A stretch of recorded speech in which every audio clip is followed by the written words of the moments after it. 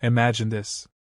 A quiet American town, with barely 3,000 residents, wakes up one morning, and by sunset, half of the people are either missing, hospitalized, or violently unstable.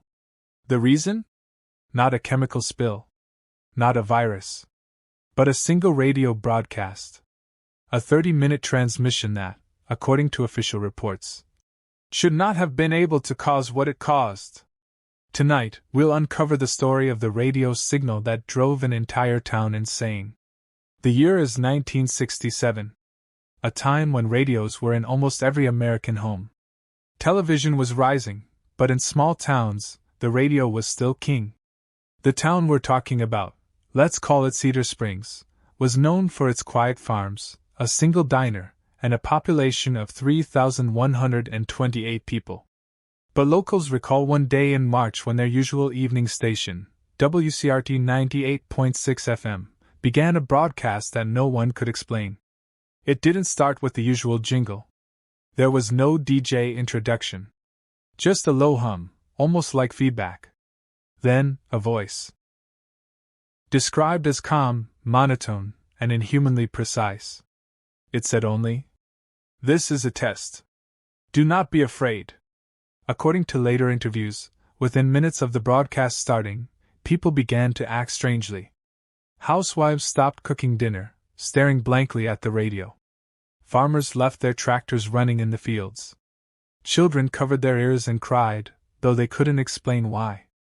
A police officer, one of the few who wrote down what happened, noted that calls flooded the station house. Neighbors screaming that people were collapsing. Reports of sudden seizures. Dogs howling uncontrollably. By the 20-minute mark of the transmission, violence broke out.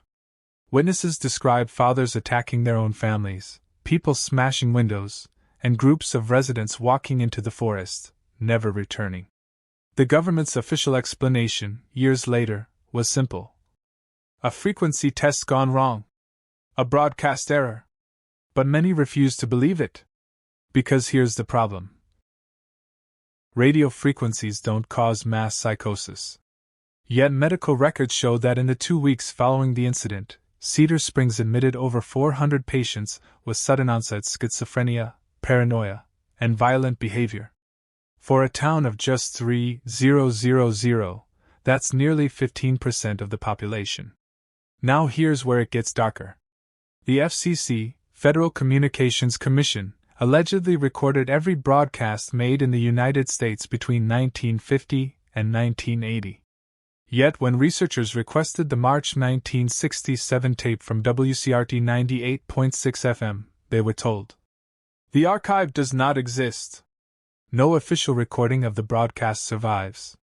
But one man, an amateur radio enthusiast, claimed he had taped it on his personal reel-to-reel.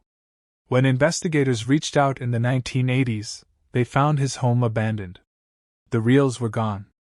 3 main theories circulate to this day. Subliminal military experiment. Some believe it was part of a Cold War test, hidden tones meant to disrupt brain function. Frequencies between 17 to 19 Hz, known as the fear frequency, can cause anxiety and hallucinations. Number station crossover. Others suggest Cedar Springs accidentally tuned into a number station, a coded message meant for spies. Except, why would numbers make people violent? The inhuman voice. Witnesses insist the voice was not human. Too perfect, too steady. Some describe it as a machine trying to sound alive. By the end of March 1967, 96 people were confirmed dead through violence, accidents, or unexplained seizures. Over 200 were missing. Families claimed their loved ones walked into the woods and never came back. The town's population dropped by almost 10% in a single week. The local newspaper, the Cedar Springs Gazette, was shut down. Its last headline? Town suffers radio disaster, authorities investigating. No issue was ever printed again. Here's something chilling. Reports of radio hysteria didn't just happen in Cedar Springs. In 1958, a village in Canada claimed residents fell sick after a mysterious transmission. In 1971, a UK ham radio operator reported hearing a signal that made him black out for 14 minutes. Patterns suggest this wasn't an isolated incident, but part of a larger, hidden history of weaponized sound. Freedom of Information Act requests show that over 600 pages of documents related to Cedar Springs were destroyed in 1983. Destroyed by who? And why, if it was just a broadcast error? Locals who stayed in the town after the tragedy claimed that even decades later, their radios sometimes picked up faint echoes. A low hum. A monotone voice. Saying the same phrase. This is a test. Do not be afraid. So what really happened that night in 1967? Was Cedar Springs the victim of a military experiment? A paranormal signal bleeding into our world? Or something even darker? A test run of mass control through sound? Whatever the truth is, the town never recovered. Its population dwindled year by year, and by the early 2000s, Cedar Springs was considered a ghost town. And if you drive through those empty streets today, locals say you can still hear the static. A whisper in the night, reminding you, this is a test. Do not be afraid. But you should be.